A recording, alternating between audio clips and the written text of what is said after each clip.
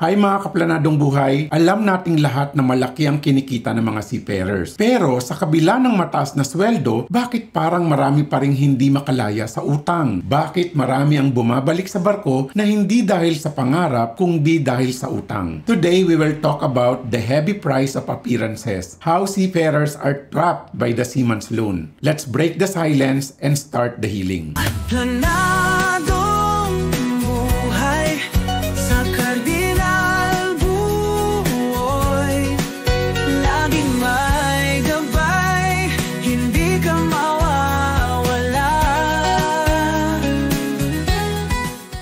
Pagka-uwi pa lang ng seaman, may mga nakapila ng mga projects. Bagong kotse, home renovation, gadgets at pasalubong, pagkain sa buong barangay. According to a 2023 survey by the Philippine Statistics Authority, over 70% of OFWs and seafarers' earnings go to consumption, not savings or investment. Marami ang pumapasok sa tinatawag na seaman's loan. Utang na kunwari ay short-term solution, pero ang totoo ay tanikala ng pangarap. Real talk, minsan hindi naman talaga kailangan ng mga projects, pero dahil gusto nating ipakitang may naabot na tayo, gumagastos tayo ng sobra.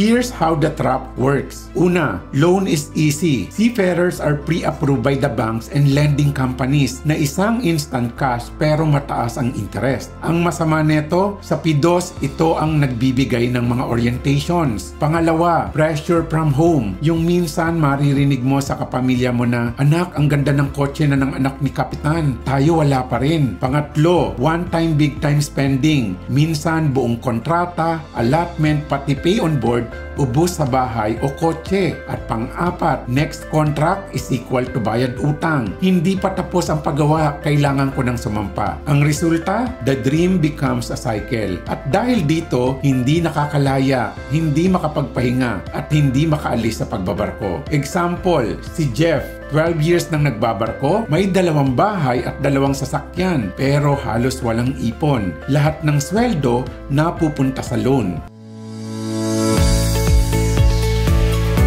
Mga kabaro, hindi mo kailangang patunayan ang sarili mo sa pamamagitan ng mga material na bagay. Ang tunay na tagumpay ay hindi nakikita sa kotse, kundi sa kalayaang hindi napipilitang bumalik sa pagbabarko. Question, may nangako na ba sa'yo na, sige magpasikat ka lang, then if something happened to you at hindi ka na makapagbarko, ako ang bahala sa pamilya mo. Unfortunately, walang pwedeng magbigay ng ganyang klaseng pangako. Kahit kapatid at magulang mo, hindi nila kayang ipangako yan. Dahil sila mismo ay may mga problema din. So ano ang dapat gawin? Una, review your why. Bakit ka nga ba nagbabarko? Kung para sa pamilya, hindi ba't mas mahalaga ang oras at presensya kaysa sa bagong SUV? And hindi masamang gumastos, pero siguraduhin mong hindi utang ang puhunan sa pagpapasikat. Delay gratification. Minsan ang 1 taong paghihintay, pwedeng maging 10 taon na kalayaan bukas. And create a debt plan. If you already have a loan, plan how to pay it aggressively and avoid new loans for now. And lastly, talk to a financial coach. Sometimes, all you need is someone outside your circle to help you see clearly. Minsan, kailangan lang natin baguhin ang ating kaisipan na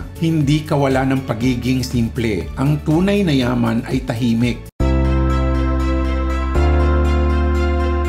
Walang masama sa magandang bahay o sasakyan, pero dapat hindi utang ang puhunan at hindi pride ang dahilan. A 2022 report from BSP showed that OFWs and seafarers who work with financial planners are twice as likely to be debt-free in 5 years. Imagine this, pagkatapos ng 5 kontrata, may bahay ka na, may ipon, at pwedeng hindi ka na sumasakay kung ayaw mo na. Hindi ba yon ang tunay na ginhawa? Let's plan for that kind of life. Kaplanado, kung ikaw ay seafarer o may mahal sa buhay na nagbabarko, it's time to stop the cycle. Ang ganda ng buhay ay hindi nasusukat sa likes o papuri. Nasusukat ito sa kapayapaan ng isip at kalayaan sa utang. Message us in Cardinal Boy Financials for your free financial planning review. Let's talk about your income, your goals, and how to make your money work for your dreams, not for appearances. Dahil ang tunay na tagumpay, hindi nabibili, pinaplano.